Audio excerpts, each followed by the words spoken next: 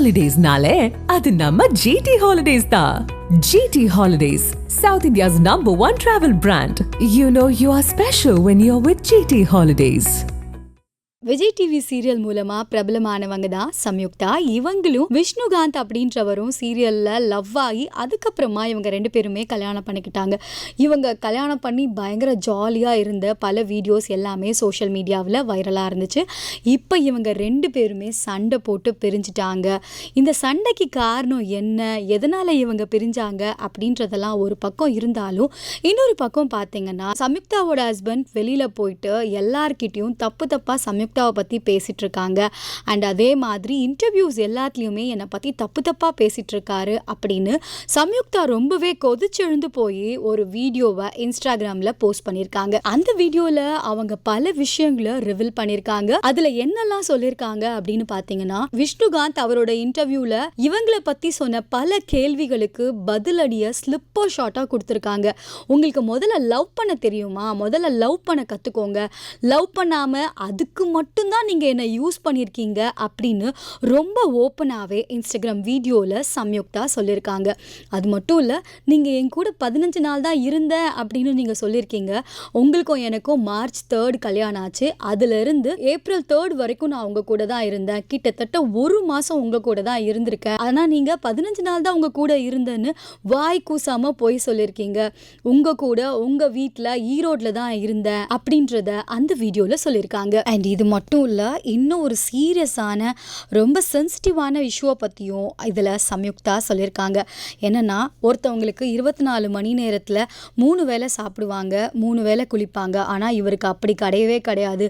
எல்லா நேரமும் bonding create ஆகணும்னு சொல்லி அதில் மட்டுமே குறியாக இருப்பார். பீரியட்ஸ் டைம்னு கூட பார்க்காம என்னை ரொம்ப அந்த விஷயத்தில் டார்ச்சர் பண்ணியிருக்காரு. அது மட்டும் இல்லை, எங்கள் அப்பா அம்மா இவரை டிஸ்டர்ப் பண்ணுறாங்க, நம்ம 2 பேருக்குள்ளேயும் பாண்டிங் கிரியேட் ஆகிறத தடுக்கிறாங்க அப்படின்ற மாதிரிலாம் இன்டர்வியூவில் சொல்லியிருக்காரு. அதெல்லாம் ரொம்பவே போய் இவரை மாதிரி என்னை யாராலையும் அடிமை மாதிரி நடத்திருக்கவே முடியாது.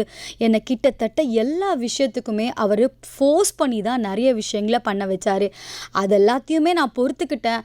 இருந்தாலும் ஒரு கட்டத்துக்கு மேலே என்னால் பொறுக்க முடியலன்னு நான் வீட்டை விட்டு வெளில போனதுக்கு அப்புறமா என்னை பற்றி எந்த விஷயத்தை பற்றி தப்பாக சொன்னால் பொண்ணுங்க அஃபண்ட் ஆவாங்களோ அந்த விஷயத்தை தான் இவரும் டச் பண்ணியிருக்காரு. இவர் ரொம்ப கேவலமானவ, இவர் நடத்த சரியில்லை அப்படின்றத தான் அவர் எல்லா மீடியாலையும் போய் சொல்லிட்டு இருக்காரு அப்படின்னு ரொம்பவே ஃபீல் பண்ணி சொல்லியிருக்காங்க. இவங்க என்னை விட்டு போனதுனால நான் எவ்வளோ வெக்ஸாக இருக்கேன் அப்படின்னு சொல்லியிருக்காருல்ல.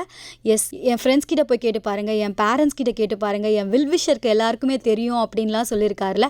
அதே தான் நானுமே எந்த அளவுக்கு கஷ்டப்பட்டிருக்கேன் இவரால் அப்படின்றது என் ஃபேமிலிக்கும் என் ஃப்ரெண்ட்ஸ்க்கும் என் வெல்விஷர்ஸ்க்கும் தெரியும். இன்னும் சொல்ல போனால் என் ஃப்ரெண்டையே இவர் தப்பாக பேசினார். எனக்கும் என் ஃப்ரெண்டுக்கும் நாங்கள் 2 பேருமே லெஸ்பியன்ஸ் அப்படின்லாம் சொல்லியிருக்காரு. அந்த பொண்ணோட பேரை மட்டும் இவர் வெளியில் சொல்லியிருந்தாருன்னா எவ்வளோ பெரிய பிரச்சனையில் போய் முடியும். அவர் மட்டும் பேர் சொல்லியிருந்தாருன்னா கதையே வேற. அந்த பொண்ணு ஒரு டாப் பிளேஸில் இருக்க பொண்ணு, அதுக்கப்புறம் இவரோட கெரியரே காலியாக இருக்கும் அப்படின்னு சொல்லியிருக்காங்க. அண்ட் இன்னொரு முக்கியமான விஷயம் என்னன்னா, சீரியல் கல்யாணம் மாதிரி நினச்சிட்டு இந்த கல்யாணத்தை பிரேக்கப் பண்ணி போயிட்டாங்க அப்படின்னு சொல்லியிருக்காரு. சீரியல் கல்யாணம் மாதிரி நான் ஈஸியாக எடுத்துகிட்டு இருந்தேன்னா ஏன் எதுக்காக உங்களை ஃபோர்ஸ் பண்ணி கல்யாணம் பண்ணுற வரைக்கும் இவ்வளோ ஸ்டெப்ஸ் எடுத்துருக்கணும்? உண்மையான லவ் இருந்ததுனால தானே அதெல்லாம் நான் பண்ணேன் அப்படின்னு அந்த வீடியோவில் ரிப்ளை பண்ணியிருக்காங்க. அண்ட் ஓவராலாக பார்த்தீங்கன்னா, லவ் பண்ணுங்க, நல்லா லவ் பண்ணி ஒவ்வொருத்தரும் புரிஞ்சுக்கோங்க. ஒருத்தரை புரிஞ்சுக்காம இந்த மாதிரி டாக்ஸிக் ரிலேஷன்ஷிப்குள்ளெல்லாம் போயிடாதீங்க அப்படின்னு சம்யுக்தா அவங்கள பற்றி அவங்களோட கணவர் விஷ்ணுகாந்த் சொன்ன பல குற்றச்சாட்டுகளுக்கு இந்த வீடியோ மூலமாக பதில் சொல்லியிருக்காங்க. ஸோ நம்ம எந்த ஒரு விஷயத்தையுமே 2 பேரோட சைட்ல இருந்து பார்க்கணும் அப்படின்றதுக்கு அவங்களோட வீடியோ ரொம்பவே கரெக்டாக இருக்குது. அண்ட் அது மட்டும் இல்லை, நான் விஷ்ணுகாந்த்க்கு மட்டும் சொல்லலை, லவ் பண்ணுங்க, லவ் பண்ணால் நல்லா லவ் பண்ணி புரிஞ்சுக்கிட்டு எல்லா விஷயத்தையும் பண்ணுங்க அப்படின்ற மாதிரி தான் அவங்களோட வீடியோ சொல்லுது. கண்டிப்பாக அது இல்லாமல் இல்லை, இந்த ஃபீல்டு கண்டிப்பாக இருக்குது. அதை அக்செப்ட் பண்ணுறது பண்ணாதது நம்ம இஷ்டம். அக்செப்ட் பண்ணோன்னா நம்ம பேர் கெட்டு போவோம். இது நிறைய பேருக்கு தெரியாது. அக்செப்ட் பண்ணி தான் அதில் நீங்கள் போகணும் அப்படின்றதுக்கு எதுக்கு தேவையே இல்லை. அது என்னை பொறுத்த வரைக்கும் அதுக்கு பண்ணாமே இருக்கலாம். நம்ம ஜென்யூனாக டீசெண்டாக ஒர்க் பண்ணோன்னா அது நமக்கே ஒரு செல்ஃப் சாட்டிஸ்ஃபேக்ஷன் இருக்கும். அது இல்லாமல் கொடுக்குறாங்க, அதை தாண்டி சம்பளம் தான் கொடுக்குறாங்க, அதுக்கு தான் நம்ம ஒர்க் பண்ணுறோம். அதை தாண்டி ஒன்று வேணும் அப்படின்னா அதுக்கு வேறு எங்கேயாச்சும் போகலாம், நம்ம தான் அதுக்கு பண்ணி கொடுக்கணும் அப்படின்ட்டு இல்லை. ஸோ அது வந்துட்டு ஜஸ்ட் இக்னோர் பண்ணிடணும். எனக்கு வந்துச்சு அந்த மாதிரி ஒரு வந்தது, ஆஃபர் வந்துது. நான் அந்த பேர் சொல்ல விரும்பல அந்த ஃபிலிம் நேமு, பட் பெரிய படம், அது பெரிய பட்ஜெட் படம், ஃபேமஸான ஆக்டர், எல்லாருக்கும் பிடிச்ச ஒரு ஆக்டர் வந்துச்சு.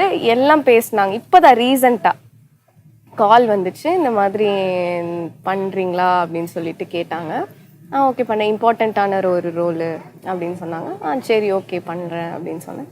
ஓகே எல்லாம் இதெல்லாம் பேசி முடிச்சாச்சு, எல்லாம் என்னென்ன இருக்குதோ எல்லா ஃபார்மாலிட்டிஸும் பேசி முடிச்சதுக்கப்புறம் லாஸ்ட்டாக சொல்கிறாங்க இந்த மாதிரி அட்ஜஸ்ட்மெண்ட் பண்ணணும்.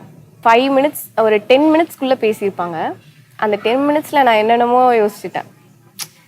ஓகே நடிக்க போகிறோம், இவரு கூட நடிக்க போகிறோம், அப்படி இப்படிலாம் நிறையா நினச்சிட்டேன். நான் பெருசாக நினச்சிட்டேன். அந்த ஒரு செகண்ட் அப்படி ஒரு வேர்டை கேட்டதும் எல்லாமே போச்சு. அப்படியே ஆஃப் ஆகிட்டேன். சரி நமக்கு இது பண்ணது இவ்வளோதான் போல அப்படின்ட்டு. சரி இல்லை நாட் இன்ட்ரெஸ்டட் அப்படின்னு சொல்லிட்டு. இப்போ நம்மளே வந்துட்டு ஒரு மூவி பண்ணணும் அப்படின்ட்டு ஆசையாக போகும்போது அங்கே நிறைய ரிக்ரெட் ஆகுறோம் நம்ம இந்த ஒரு விஷயத்தால். பொண்ணுங்களுக்கு, பசங்களுக்கு இருக்கான்னு எனக்கு தெரியல, இருக்கும் கண்டிப்பாக, பட் பொண்ணுங்களுக்கு அதிகம்.